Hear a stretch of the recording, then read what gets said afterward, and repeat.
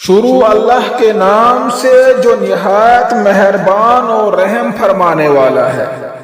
یاسین، قسم ہے قرآن حکیم کی، تم یقیناً رسولوں میں سے ہو، سیدھے راستے پر ہو، اور یہ قرآن غالب اور رحیم ہستی کا نازل کردہ ہے تاکہ تم خبردار کرو ایک ایسی قوم کو جس کے باپ دادا کبھی خبردار نہ کیے گئے تھے اور اس وجہ سے وہ غفلت میں پڑے ہوئے ہیں۔ ان میں سے اکثر لوگ فیصلہ عذاب کے مستحق ہو چکے ہیں، اسی لیے وہ ایمان نہیں لاتے۔ ہم نے ان کی گردنوں میں توق ڈال دیے ہیں جن سے وہ تھوڑیوں تک جکڑے گئے ہیں، اس لیے وہ سر اٹھائے کھڑے ہیں۔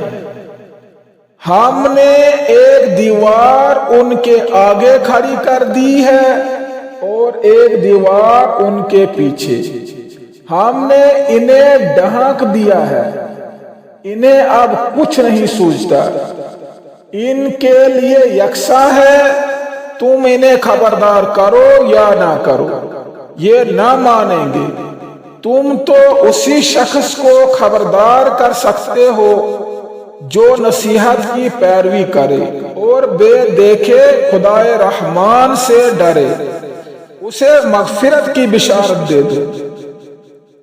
ہم یقیناً ایک روز مردوں کو زندہ کرنے والے ہیں۔